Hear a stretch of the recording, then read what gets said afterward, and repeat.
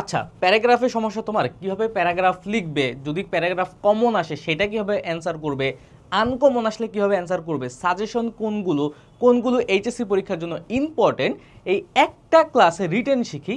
এই ক্লাসের মধ্যেই আমরা সকল কিছু আলোচনা করব। আজকের এই ক্লাসে মূলত আমরা প্যারাগ্রাফ নিয়ে আলোচনা করব। দেখো ভাইয়া, প্যারাগ্রাফ কিন্তু আমাদের আসেই।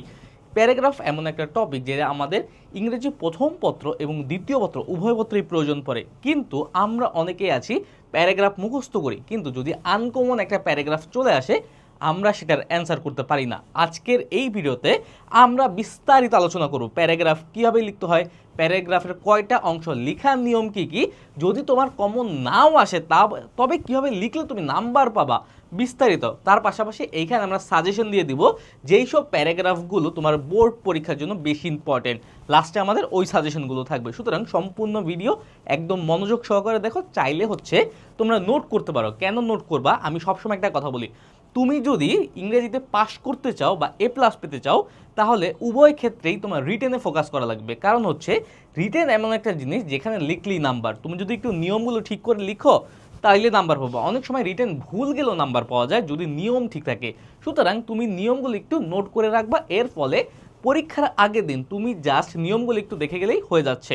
ওকে, আমি একদম সিম্পলভাবে একদম শর্ট ভিডিওর মাধ্যমে যত দ্রুত সম্ভব তোমাদের এই প্যারাগ্রাফের যাবতীয় সব কিছু শিখাই দেবো।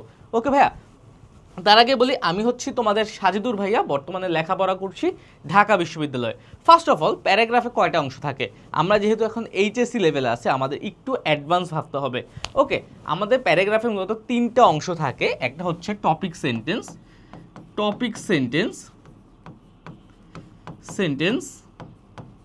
একটা হচ্ছে টপিক সেন্টেন্স, তারপর হচ্ছে মেইন বডি, আরেকটা হচ্ছে কনক্লুশন। এইগুলো হচ্ছে মেইন পয়েন্টগুলো। ওকে, একটা প্যারাগ্রাফে এই তিনটা জিনিস মেইনলি থাকে। এখন তোমরা মূলত জানোই না যে এই টপিক সেন্টেন্স মূলত কি।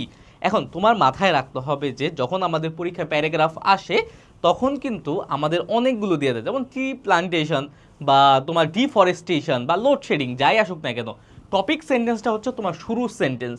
টপিক সেন্টেন্স হচ্ছে এমন একটা সেন্টেন্স যেই সেন্টেন্সে পুরো প্যারাগ্রাফের ওভারভিউ কি করবে, অর্থাৎ তুমি প্যারাগ্রাফটা কি সম্পর্কে লিখতেছো এইটা হচ্ছে তোমার টপিক সেন্টেন্সে ফুটে আসবে বা ফুটে উঠবে।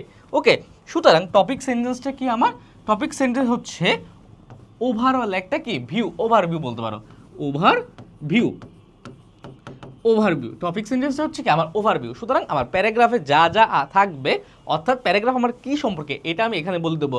এখন ওভারভিউটা কি হতে পারে তুমি ধরতে পারো একটা ডেফিনেশন বা সংজ্ঞা হতে পারে ট্রি প্লান্টেশন নিয়ে।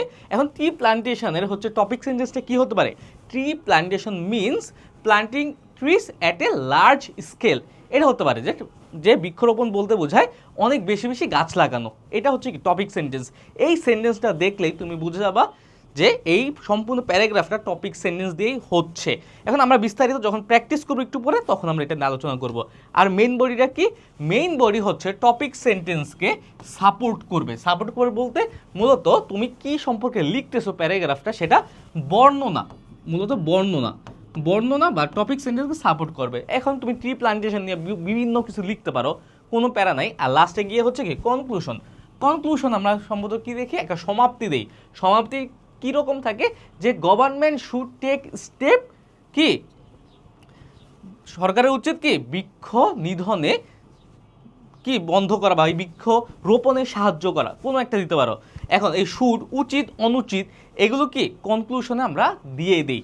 ওকে, সুতরাং আমরা এই হচ্ছে বেসিক একটু ধারণা পেলাম। এখন আমরা হচ্ছে নোট করে রাখবো মূলত কোনগুলো, এইগুলো হচ্ছে নোট করে রাখার বিষয়।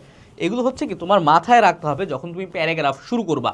ফার্স্ট অফ অল, বাম পেজ থেকে লেখা শুরু করতে হবে। এই একটা জিনিস যে বাম পেজ থেকে লেখা শুরু করতে হবে এইটা মনে রাখবা তোমার সকল রাইটিংয়ের ক্ষেত্রে, হোক এটা বাংলা হোক এটা ইংরেজি। এখন বাম পেজ কোনগুলো, আমি তোমাকে যদি একটা খাতা দেখাই, তোমার সাপোজ পরীক্ষার খাতাটা হবে এই রকম। এই পরীক্ষার খাতা যদি খুলো, এটা হচ্ছে কি তোমার ডান পেজ আর এটা হচ্ছে কি বাম পেজ, এটা হচ্ছে কি রাইট, এটা হচ্ছে কি লেফট। সব সময় মনে রাখবা যেই কোনো রাইটিং তুমি হচ্ছে বাম পেজ থেকে শুরু করবা। যে কোনো রাইটিং কি বাম পেজ থেকে শুরু করবা। কারণ হচ্ছে তুমি যদি বাম পেজ থেকে শুরু করো, তাহলে লেখাটা লিখতে লিখতে শেষ করতে করতে এখানে এসে আবার এইখান থেকে শুরু হবে। যখন তোমার যে খাতা পরিদর্শক আছে, এক্সামিনার তোমার খাতাটা দেখবে, তখন হচ্ছে কি তার আর বারবার কি উলট পালট করে দেখতে হবে না। তুমি জাস্ট এইভাবে তিনি যদি খাতাটা রাখে তাহলে দেখা হয়ে যাবে। তোমার পরীক্ষার নাম্বার ডিপেন্ড করতেছে তুমি কত সুন্দর করে তোমার লেখাটা প্রেজেন্ট করতে পারতেছো। সুতরাং এই ব্যাপারে একটু সতর্ক থাকা লাগবে। ওকে ভাইয়া, তারপর দেখো বাম পেজ থেকে লেখা শুরু করব, ঠিক আছে। এখন হচ্ছে টাইটেল। টাইটেল বলতে কি একটা নাম দিতে হবে। তোমার প্যারাগ্রাফে অবশ্যই একটা নাম থাকবে, অবশ্যই একটা কি নাম থাকবে। এখন নামটা যদি ট্রি প্লান্টেশন আসে, ট্রি প্লান্টেশন, লোডশেডিং আসলে লোডশেডিং, তারপরে ডিফরেস্টেশন আসলে ডিফরেস্টেশন, যেটাই আসুক না কেন অবশ্যই নাম দিবা। দেখো প্যারাগ্রাফের নামের উপরে কিন্তু 2 নাম্বার আছে। তুমি যদি কিছুই পারো না, হ্যাঁ তোমার কমনই পড়ে নাই, তুমি জাস্ট নামটা দিয়ে আসো, 1 থেকে 2 নাম্বার এমনিই পাবা। এখন যদি বলি তুমি যদি কমন না পড়ে, তুমি যদি এই নিয়মগুলো ফলো করে লিখে আসো না, যা কিছু লিখে আসো, তুমি মোটামুটি ভালো একটা নাম্বার পাবা, যেটা পাস করার জন্য, A+ পাওয়ার জন্য খুবই গুরুত্বপূর্ণ। ওকে, এইবার দেখো এক প্যারাতে শেষ করতে হবে প্যারাগ্রাফ, এটা হচ্ছে সবচেয়ে গুরুত্বপূর্ণ। প্যারাগ্রাফ কি অবশ্যই এক প্যারায় শেষ করতে হবে। প্যারাগ্রাফ যদি তুমি 2 প্যারায় শেষ করে ফেলো, তাহলে কিন্তু কি কখনো জীবনও তুমি নাম্বার পাবে না। এখন দেখো এক প্যারাটা কি, এক প্যারা হচ্ছে এই দেখো, এটা হচ্ছে কি এক প্যারা। এখানে কি অন্য কিছু দেখতেছো? এখানে কি এমন লিখতে লিখতে লিখতে লিখতে আবার কি আমরা আরেকটা প্যারায় গেছি? আরেকটা প্যারায় কিন্তু যাইনি। এই দেখো আমরা কিন্তু এক প্যারার মধ্যেই সকল কিছু কভার করেছি। এই হচ্ছে এক প্যারা। প্যারাগ্রাফ অবশ্যই এক প্যারাতে হবে। অলরেডি যেহেতু তোমরা এখন 11-12-এ আসো, তোমাদের এইটুকু জ্ঞান থাকার কথা উচিত বলে আমি মনে করি। এক প্যারাতে শেষ করতে হবে প্যারাগ্রাফ। তারপরে ওয়ার্ড লিমিট, একটা ওয়ার্ড লিমিট কিন্তু থাকে। অনেক সময় বলে দেয় যে 200 ওয়ার্ডের মধ্যে প্যারাগ্রাফটা লিখো বা 250 ওয়ার্ডের মধ্যে লিখো। এখন ওয়ার্ড লিমিটটা সবসময় মাথায় রাখবা। যদি 150 ওয়ার্ড থাকে 150 ওয়ার্ড, 200 ওয়ার্ড থাকলে 200 ওয়ার্ড। অর্থাৎ কি তুমি যদি 200 ওয়ার্ড থাকে, সাপোজ 200 ওয়ার্ড দেওয়া আছে, তুমি এই ক্ষেত্রে সর্বোচ্চ 200 থেকে 250 বা 220-এর মধ্যে থাকতে পারলে আরও ভালো। এখন তুমিরা যদি ভেবে থাকো যে অনেক বেশি লিখলেই নাম্বার পাওয়া যায়, এটা কিন্তু সম্পূর্ণ ভুল ধারণা। প্যারাগ্রাফ অনেক বেশি লেখার দরকার নেই, অল্প লিখলেই ভালো একটা স্কোর করা যায়। এই জিনিসটা সবসময় মাথা রাখবা। ওকে ভাইয়া, ডান ডান আশা করছি। এখন বেশি লেখার দরকার নাই, সর্বোচ্চ 2 পেজ লিখবা। কতটুকু? এখন এই প্রশ্নটা যে তোমরা আমাদের কাছে কতবার বলো, এটার কোনো কি শেষ নেই। ভাইয়া প্যারাগ্রাফ কতটুকু লিখবো? ভাইয়া প্যারাগ্রাফ কি বেশি লিখলে বেশি নাম্বার নাকি? ভাইয়া আমি প্যারাগ্রাফ 3 পৃষ্ঠা লিখে আসছি। এইরকম প্রশ্ন করার কিছু দরকার নেই, সর্বোচ্চ 2 পেজ লিখলেই হবে। তুমি যদি বাম পেজটা থেকে শুরু করো, লিখে লিখে তুমি ডান পেজে এসে শেষ করবা। যেমন হচ্ছে তুমি এখান থেকে সাপোজ এখান থেকে শুরু করলা, তোমার খাতার এইখান থেকে শুরু করলা, এখন লিখতে লিখতে তুমি এইখানে শেষ করে দিবা, তাহলেই হবে। আর কোনো প্যারা নিতে হবে না, 2 পেজ যথেষ্ট। কিন্তু হ্যাঁ, চেষ্টা করবা একটু উন্নত, একটু ভালো ভালো ওয়ার্ড ব্যবহার করতে। কারণ হচ্ছে তোমরা অলরেডি কিন্তু 6-7-এর বাচ্চা নাই, তোমরা একটু আপডেট হয়েছো। তোমরা একটু ভালো ভালো একটু কঠিন কঠিন ওয়ার্ড ব্যবহার করা শিখবে এখন থেকেই। ওকে, আর যদি না শিখো সমস্যা নেই। এখন দেখো আমরা একটা হচ্ছে উদাহরণ দেব। উদাহরণে কি ছিল, আমাদের শুরুতেই হচ্ছে কি বাম পেজ থেকে লিখতে হবে। আমি তোমাদের বোঝানোর সুবিধার্থে ছোট্ট করে লিখে দিচ্ছি, তুমি প্যারাগ্রাফটা 2 পেজের মধ্যে শেষ করলেই হবে। এখানে 150 ওয়ার্ডের মধ্যে আছে, তুমি যদি 200 ওয়ার্ডে শেষ করতে চাও আরেকটু বড় হবে, শেষ, সিম্পল। এখন দেখো আমরা জানি যে প্যারাগ্রাফের প্রথম সেন্টেন্সটা কি আমার টপিক সেন্টেন্স থাকবে, তার আগে একটা টাইটেল দেওয়া লাগবে, ট্রি প্লান্টেশন। এই টাইটেলটা অবশ্যই হচ্ছে কি একটু বড় করে দিবা। এখানে যতটুকু লিখছো তার হচ্ছে কি একটু বড় করে দিবা। বড় করে দিয়ে এখানে একটা দাগ দিবা, একটা বা 2টা তুমি দাগ দিতে পারো। অনেকে কালার পেন ইউজ করতে চাও, যেই কোনো কালার পেন ইউজ করবা না। যদি কালার পেন ইউজ করতে চাও, নীল কালারের কালার পেন ইউজ করার চেষ্টা করবা, যেটা কি কালি ছড়াবে না। কিন্তু আমার যদি প্রশ্ন বা আমার যদি অ্যাডভাইস শোনো, আমি বলবো যে কোনো কালার ইউজ করা দরকার নেই। রিস্ক কেন নিবা ভাই? রিস্ক নেওয়া তো কোনো মানেই হয় না। তুমি যদি এমনিই পরিষ্কারভাবে লিখতে পারো, এমনিই মার্কস পাবা। যখন ট্রি প্লান্টেশন লিখবা, নামটা কিন্তু অবশ্যই, এটা কি নাম বা টাইটেল, এটা কি টাইটেল, টাইটেল বা নাম যাই বলো না কেন। এখন তারপর একটু জায়গা ফাঁকা রাখবা। অনেকে করো কি এইখানে নাম দিয়া এইখান থেকে শুরু করে দাও, কিন্তু না, একটু জায়গা ফাঁকা রেখে একটু নিচ থেকে শুরু করবা। আর এটা একটু মিডলে রাখবা। তোমার যে মার্জিন করার পরে খাতাটা যে থাকবে, ওইটার মিডলে রাখার চেষ্টা করবা, যাতে দেখতে সুন্দর লাগে। এখন দেখো সবসময় প্যারাগ্রাফের প্রথম সেন্টেন্সটা কি সম্পূর্ণ ওভারভিউ করবে, যে আমি প্যারাগ্রাফটা কি নিয়ে লিখতেছি। এটা হবে আমার topic sentence. Tree plantation means planting trees in large number. Tree plantation বলতে কি বোঝায়? যে অনেক বৃহত্তর পরিসরে গাছ লাগানো। এই দেখো আমি প্রথম সেন্টেন্সটা পড়ে কিন্তু বুঝে যাচ্ছি যে অ্যাকচুয়ালি আমার এই প্যারাগ্রাফটা কি নিয়ে হবে। সুতরাং টপিক সেন্টেন্সটা কি তুমি বুঝতে পারছো? টপিক সেন্টেন্স কি? এইটা হচ্ছে তোমার টপিক সেন্টেন্স। আমি একটু মার্ক করে দিই, তাইলে তোমাদের জন্য একটু সুবিধা হবে। এই যে এটা হচ্ছে কি তোমার টপিক সেন্টেন্স, এটা হচ্ছে topic sentence. Topic sentence, topic sentence এগুলো নোট করে রাখো, হ্যাঁ নোট করলে তোমার কাজে দিবে। এটা হচ্ছে টপিক সেন্টেন্স। এখন দেখো trees are very important to us in many ways. এখন দেখো, এখন এই টপিক সেন্টেন্সকে আমার সাপোর্ট করার জন্য যা যা দরকার এগুলো আমরা এখন লিখবো, কিন্তু সকল কিছুকে এক প্যারার মধ্যে কমপ্লিট করব, এক প্যারার মধ্যে, এর বেশি যাবো না। কিন্তু যদি প্যারাগ্রাফ একটার বেশি প্যারায় চলে যাও তাহলে কিন্তু কি এটা কম্পোজিশন হয়ে যাবে, এটা তোমার ভুল, 0 নাম্বার পাবা। প্যারাগ্রাফে যদি একটার বেশি কিসে যাও, প্যারায় যাও, তাহলে 0 নাম্বার পাবা, এটা সব সময় খেয়াল রাখবা। এখন দেখো trees are very important to us in many ways, we can not think of our existence without trees. আমরা আমাদের কি অস্তিত্ব গাছ ছাড়া চিন্তা করতে পারি না। এই দেখো এখন ট্রি প্লান্টেশনের কি সুবিধা আছে সকল কিছু এখানে আমরা তুলে ধরতেছি যে প্রয়োজনীয়তা কি।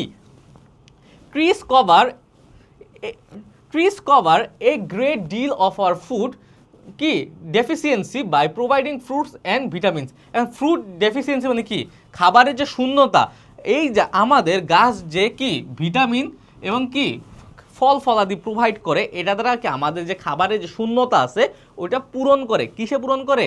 তোমার এই গাছ। এখন গাছের যেহেতু এটার বলাই হচ্ছে ট্রি প্লান্টেশন নিয়ে, বৃক্ষরোপণ নিয়ে, এখানে গাছের যত সুবিধা আছে সব তুমি তুলে ধরবা। Trees prevent soil erosion. Erosion মানে কি ক্ষয়, মাটির যে ক্ষয় আছে এটা কি রোধ করে হচ্ছে বৃক্ষ। তো many kinds of medicine are prepared from leaves, roots and bark of trees. And leaves মানে কি গাছের পাতা, রুটস মানে কি শিকড়, আর বার্ক অফ ট্রিজ মানে কি ছাল, গাছের ছাল। বলতেছে যে বিভিন্ন ধরনের ঔষধ গাছের পাতা, গাছের ছাল এবং গাছের মূল দ্বারা বা গাছের শিকড় দ্বারা তৈরি করা হয়। অ্যাবভ অল, পরিশেষে বা সর্বোপরি, they help us to keep ecological balance by supplying oxygen. সবচেয়ে ইম্পর্টেন্ট কথা হচ্ছে তারা আমাদেরকে অক্সিজেন দেওয়ার মাধ্যমে আমাদের যে বাস্তুতন্ত্র আছে, ইকোলজিক্যাল যে ব্যালেন্স আছে, পরিবেশগত যে ভারসাম্যটা আছে সেটা রক্ষা করতে সাহায্য করে। আমরা জানি যে কি গাছ আমাদের অক্সিজেন দেয় এবং কার্বন ডাইঅক্সাইড গাছ অক্সিজেন ত্যাগ করে এবং কার্বন ডাইঅক্সাইড গ্রহণ করে, আমরা আবার অক্সিজেন গ্রহণ করি, কার্বন ডাইঅক্সাইড ত্যাগ করি। এইভাবে একটা ইকোলজিক্যাল ব্যালেন্স আমাদের এই সমাজে হয়ে আসছে। দেখো generally trees are plant in July and August. সাধারণত কি জুলাই এবং আগস্ট মাসে গাছ রোপণ করা হয় বা বৃক্ষরোপণ করা হয়। They can be planted on road side and in all educational institute. তাদের কি কোথায় কোথায় লাগানো যায়? রোড সাইডে লাগানো যায় এবং সকল ধরনের শিক্ষা প্রতিষ্ঠানে লাগানো যায়। তোমার যেমন করে ইচ্ছা, এটা দিবা না কিন্তু, এটা ছোট করে আমি লিখছি, তোমরা তোমাদের মতো বড় করে লিখবা। তোমাদের প্রত্যেকটা গাইড এটা দেওয়া আছে। যারা আমাদের কোর্সে আছো তোমরা হচ্ছে যে পিডিএফটা আমাদের দেওয়া আছে, আমাদের কম্বাইন্ড ইংলিশ যে বইটা, কিউএনএ কম্বাইন্ড ইংলিশ, ওইখানে ইচ অ্যান্ড এভরিথিং এর বাইরে আসবে না। ওই পিডিএফটা পড়ে যাও, যার কাছে বইটা আছে বইটা দেখে যাও, তাইলেই হবে, আর কিচ্ছুই লাগবে না। বা তোমার কাছে যেই ইংরেজি বই থাকুক না কেন, হোক সেটা নবদূত, হোক সেটা পাঞ্জাবি, হোক সেটা লেকচার, তুমি সেটাতে পড়ে যেতে পারো। Two preserve our environment we should plant more and more trees. আমাদের পরিবেশকে সংরক্ষণের জন্য আমাদের বেশি বেশি গাছ লাগাতে হবে। The government should encourage people to plant trees through various media. এখন দেখো ওই যে একটা কি কনক্লুডিং সেন্টেন্স দরকার না, আমরা কিন্তু এখানে বলছি যে আমাদের তিনটা হচ্ছে কি তিনটা পার্ট, একটা হচ্ছে কি টপিক সেন্টেন্স, আরেকটা হচ্ছে কি মেইন বডি, এটা হচ্ছে মেইন বডি। ভাইয়া আমাদের একটু ভুল গেছে, মেইন বডি দিয়ে দিচ্ছি আমি, এটা হবে main body, sorry main body, আরেকটা হচ্ছে কনক্লুশন। এখন দেখো টপিক সেন্টেন্স কিন্তু আমার এসে গেছে, এটা হচ্ছে টপিক সেন্টেন্স, তারপর এটা মেইন বডি, আর কনক্লুশন হচ্ছে কি আমার এই যে এটা হচ্ছে কি আমার কনক্লুশন। দাঁড়াও আমি একটু অন্যভাবে দিই, এই লাস্টের সেন্টেন্সটা কি আমার কনক্লুশন, এটা হচ্ছে আমার কনক্লুশন।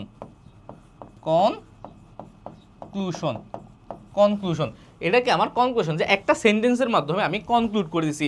তুমি এটাকে আরও নতুনভাবে সুন্দর করে লিখতে পারো, এখানে উল্লেখ করতে পারো যে যদিও গাছ আমাদের জন্য এত ইম্পর্টেন্ট, কিন্তু কি মানুষ বিভিন্ন কাজের জন্য গণহারে গাছ কেটে ফেলতেছে।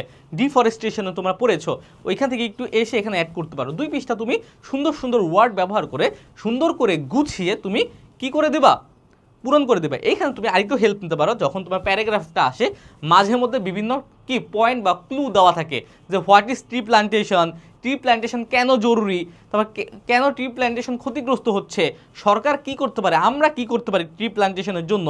এই অনেক ক্লু কিন্তু কি তোমার প্রশ্নে দেওয়া থাকবে, ওগুলো ফলো করে অ্যান্সার করতে পারো। আর যাদের হচ্ছে আগে থেকে জানা মুখস্থ আছে, তোমরা মুখস্থটা ভালো করে দিয়ে দিবা এইচএসসি পরীক্ষার্থী যারা আসো। ওকে, একদম সংক্ষেপে আমি দেখাই দিলাম যে নিয়মগুলো আসলে কীভাবে তোমরা অ্যান্সার করতে পারো। ওকে, এই যে টপিক সেন্টেন্স, এটা কি কনক্লুশন, আর মাঝখানটা মেইন বডি। এই ক্ষেত্রে আমরা এই প্রত্যেকটা ব্যাপার কিন্তু খেয়াল রাখছি যে বাম পেজ থেকে শুরু করেছি, তারপরে টাইটেল দিয়েছি, এই টাইটেল হচ্ছে কি এই নামটা আমরা দিয়েছি, তারপরে হচ্ছে এক প্যারাতে শেষ করতে হবে, আমরা এক প্যারাতেই শেষ করেছি। তারপরে কি ওয়ার্ড লিমিট, 200 থেকে 220, আমাদের এখানে জায়গা কম এই কারণে আমরা 200 যাইনি, আমাদের এখানে 160টার মতো ওয়ার্ড আছে, আমরা 160টা তোমরাই তোমার মতো 200 বা 250 মতো করে নেবা, কিন্তু বেশি কিন্তু ওয়ার্ড কি দিবা না। তুমি এমন কোনো কথা নেই যে বেশি লিখলে বেশি নাম্বার, অল্প লেখে অনেক ভালো নাম্বার পাওয়া যায়, এটা সবসময় মাথায় রাখবা। তারপর দেখো, তারপর সর্বোচ্চ 2 পেজ, আমরা 2 পেজের মধ্যে শেষ করেছি। কিন্তু এইখানে একটা ব্যাপার লক্ষণীয় যে যেহেতু আমার এইটা কি এক প্যারাতে শেষ করতে হবে, তোমরা একটু খেয়াল রাখবা। তোমরা কি খেয়াল রাখবা, তোমরা একটা ভুল করো, এই ভুলটা মোটেও করবা না। তোমরা কখনো একটা সেন্টেন্স ধরো এখান থেকে শুরু করবা, বাম সাইড থেকে শুরু করবা, একটা সেন্টেন্স লিখতে এখান থেকে শুরু করবা, লিখতে লিখতে এখানে এসে যাতে শেষ না হয়, এখানে যাতে কোনো মতে ফুল স্টপ না পড়ে লাস্টে, তুমি এখানে এসে ফুল স্টপ পড়ো কোনো সমস্যা নাই, এখানে পড়ো সমস্যা নাই, কিন্তু এই পেজের শেষে যাতে কখনোই ফুল স্টপ না পড়ে, তাহলে কিন্তু এইটা একটা প্যারা হয়ে যাবে, এইটা আরেকটা প্যারা হয়ে যাবে। ভাইয়া বি কেয়ারফুল, যদি তোমার টিচার যদি ওইভাবে ধরে তাহলে কিন্তু 0 পাবা। কখনোই এই পেজে বাম পেজের লাস্টে কোনো সেন্টেন্স শেষ করবা না, চেষ্টা করবা যে এইখানে বা এইখানে শেষ করে এইখানে বা শেষ করার। ওকে, একটা সেন্টেন্স লিখতে লিখতে যাতে এই পেজে এসে শেষ হয়, এটা খেয়াল রাখবা, আমাদের কিন্তু ধরা খাবা। ওকে, এই হচ্ছে আমরা নিয়মগুলো শিখলাম। দেখো সাজেশন তো সবাই দেয়, কিন্তু নিয়ম কজন শেখায়, আগে আমরা নিয়ম শেখাবো পরে সাজেশন দিব, এই হচ্ছে আমাদের স্ট্র্যাটেজি। ওকে, বিস্তারিত সকল কিছু তো কোর্সে আসেই, সমস্যা কি। এখন দেখো সাজেশনগুলো কি, সাজেশন থেকে যে আসবেই এই রকম কিন্তু না, আমি বারবার বলতেছি, কিন্তু এগুলো হচ্ছে ইম্পর্টেন্টগুলা। ইম্পর্টেন্ট কি অনুযায়ী আমরা দিয়েছি, কারণ হচ্ছে এগুলো অনেক বোর্ডে ঘুরে ফিরে এসেছে, বোর্ডে রিপিট হয়, কিন্তু এইবারও আসতে পারে আবার নাও আসতে পারে, কিন্তু আসার সম্ভাবনা বেশি। আমি বলতেছি না যে 100%ই আসবে, কারণ নতুন সিলেবাসে কেমন আসতে পারে কি দিবে এটা আমরা জানি না, কিন্তু এখান থেকে আসার সম্ভাবনা 90%। ওকে, এইটা কিন্তু বাদবাকি 10% আল্লাহর হাতে, কিন্তু তোমরা এগুলো একটু দেখে নিতে পারো, আইডিয়া জেনারেশনে তোমার হেল্প হবে। দেখো এনভায়রনমেন্ট পলিউশন থেকে আসতেই পারে, বা কি পরিবেশ দূষণ, এখানে বিভিন্ন পরিবেশ দূষণে আসবে। তারপরে অ্যান আইডিয়াল স্টুডেন্ট, তারপরে পহেলা বৈশাখ, তারপরে ফুড অ্যাডাল্টারেশন, তারপরে global warming, deforestation, tree plantation. দেখো এখানে আমি একটু বলি, তোমার 2 ধরনের থাকে, একটা হচ্ছে প্রোস অ্যান্ড কনস, মানে হচ্ছে ভালো মন্দ, প্রোস অ্যান্ড কনস ভালো মন্দ, আরেকটা হলো কজ অ্যান্ড ইফেক্ট, আরেকটা কি কারণ ও প্রভাব, আর এটা কি ভালো ও মন্দ, এই 2 টাইপের সাধারণত আসে। এখন ভালো মন্দ কি, সাপোজ তোমার আসলো যে কম্পিউটার, ইউজ অফ কম্পিউটার বা use of mobile phone, use of social media, তখন কিন্তু কি এগুলো হচ্ছে ভালো মন্দ। আগে হচ্ছে ভালো দিকটা তোমরা প্রকাশ করবা যে আমাদের সোশ্যাল মিডিয়া বা মোবাইল ফোন আমাদের কি কি কাজে লাগে, আমাদের দৈনন্দিন জীবনকে, আমাদের কমিউনিকেশন সিস্টেমকে, ইন্টারনেট সিস্টেমকে কীভাবে সহজ করে ফেলেছে, এটা হচ্ছে ভালো দিকটা আগে বলবা, তারপরে সবসময় কি খারাপের দিকটা বলবা। ওকে, খারাপের দিকটা কি, যে মোবাইল ফোন আমরা আসক্ত হয়ে যাচ্ছি, আমাদের ভ্যালুয়েবল টাইম কিল হচ্ছে, আমাদের কি লেখাপড়ার ক্ষতি হচ্ছে, এগুলো কি মন্দ সাইডটা। এইরকম করে দেখো। তবে আরেকটা হচ্ছে কি, আরেকটা সাইডে হচ্ছে কারণ ও প্রভাবটা যেমন আমি বলতে পারি যে এই যে ডিফরেস্টেশনের ক্ষেত্রে কারণ ও প্রভাবটা তোমার যায়, কিন্তু যেমন ডিফরেস্টেশনের কারণগুলো কি কি, যে গাছ নিধন করলে ডিফরেস্টেশন হয়, তারপরে গাছ নিধন কিভাবে হচ্ছে এগুলো একটু বলবা, যে মানুষ ফার্নিচার বানানোর জন্য, জ্বালানি করার জন্য বিভিন্ন কারণে তারা গাছ কেটে ফেলতেছে, কিন্তু তারপরে হচ্ছে এটার প্রভাবটা কি, প্রভাবটা দিবা যে ডিফরেস্টেশনের কারণে কি কি প্রভাব পড়তেছে, এটা দিয়ে আস্তে আস্তে শেষ করে দিবা। ওকে, সুতরাং ভালো মন্দ আর কজ ইফেক্ট এটা একটু খেয়াল রাখবা। তারপর ট্রি প্লান্টেশন, তারপর দেখো ক্লাইমেট চেঞ্জ। ক্লাইমেট চেঞ্জ কি কজ অ্যান্ড ইফেক্টে পড়ে। কজ অ্যান্ড ইফেক্ট কি, যে এটার কারণগুলো কি কি, এটা কারণগুলো কি কি এবং এর প্রভাবটা কি, এগুলো দিয়ে তুমি শেষ করে দিবা। তারপর ফিমেল এডুকেশন, তারপরে হচ্ছে ফোক মিউজিক, লোকসঙ্গীত, তারপর আওয়ার ভিক্টরি ডে, আমাদের কি বিজয় দিবস, তারপরে প্রাইস হাইক কি দ্রব্যমূল্যের যে দাম বৃদ্ধি ওইটা, এই যে দ্রব্যমূল্যের দাম কি কজ অ্যান্ড ইফেক্ট, এটার কারণগুলো কি কি, এটার প্রভাব কি। তারপর ড্রাগ এডিকশন, এটার কারণ প্রভাব। তারপর রোড অ্যাক্সিডেন্ট। তারপর দেখো village life and city life, এগুলো হচ্ছে এই পিসটা আমি দিয়ে দিয়েছি যদিও, village life and city life. হ্যাঁ, এটার কি, এটা হচ্ছে কজ অ্যান্ড ইফেক্ট হয়, আবার ভালো মন্দ হয়। দেখো ভিলেজ লাইফের কিছু ভালো দিক আছে, হ্যাঁ খারাপ দিকও আছে, আবার সিটি লাইফেরও কিছু ভালো দিক আছে, খারাপ দিক আছে। তারপর আর্লি রাইজিং, আর্লি রাইজিংয়ের কি কজ ইফেক্ট, ভালো দিক মন্দ দিক, মন্দ দিক নাই বললেই চলে, আর্লি রাইজিংয়ের কোনো মন্দ দিক নাই। এখানে তুমি কজ ইফেক্ট বা তোমার মতো যে জেনারেল যে অ্যান্সারগুলো আছে অ্যান্সারগুলো দেওয়ার চেষ্টা করবা, সকল কিছু মিক্স আপ করে। তারপর আর্টিফিশিয়াল ইন্টেলিজেন্স, তারপর জুলাই আপরাইজিং, এই দুইটা হচ্ছে কি যে সমসাময়িক টপিক দেখে আমরা এই দুটাও দিয়ে দিয়েছি, কারণ বলা যায় না যে আসতে পারে। এখন এটা আসার সম্ভাবনা কম, কিন্তু এটা আসার সম্ভাবনা বেশি। ওকে, এই হচ্ছে সাধারণত কিছু কিছু কমন কিছু জিনিস যেগুলো থেকে বারবার আসে। এখানে the use of social media আসতে পারে, the use of mobile phone আসতে পারে, দ্য ইউজ অফ কম্পিউটার আসতেই পারে। ফ্রি হ্যান্ড রাইটিং যদি আসে তাহলে সিম্পলি কি করবা, ওই যে শুরুতে যে আমরা কি করেছি তোমাদের যে কিছু নিয়ম শিখিয়ে দিয়েছি ওই নিয়মগুলো ফলো করে অ্যান্সার করে দেবা, দ্যাটস ইট, শেষ, আর কিচ্ছু লাগবে না। ওকে ভাইয়া, এই হচ্ছে ওভারঅল আমাদের আজকের ক্লাস। আশা করছি ক্লাসটা করে তোমরা উপকৃত হবে। জাস্ট নোটটা করে রাখো, এক্সামের আগে দেখে যাও, আর কিছু লাগবে না। আর যে সাজেশনগুলো দিলাম ওগুলো হালকা করে দেখে যাবা। ওকে, তাহলে আজকের এই ভিডিওটা এই পর্যন্তই থাকলো, আবার দেখা হবে। সেই পর্যন্ত সুস্থ থাকো, ভালো থাকো। ও আরেকটা কথা, যে বিস্তারিত যে প্রত্যেকটা প্যারাগ্রাফ, আরও অনেক অনেক প্যারাগ্রাফ কিন্তু আমাদের কোর্সের যেই ইবুকটা আছে ইবুকেই পেয়ে যাবা। ওকে, ভালো থাকো, আসসালামু আলাইকুম।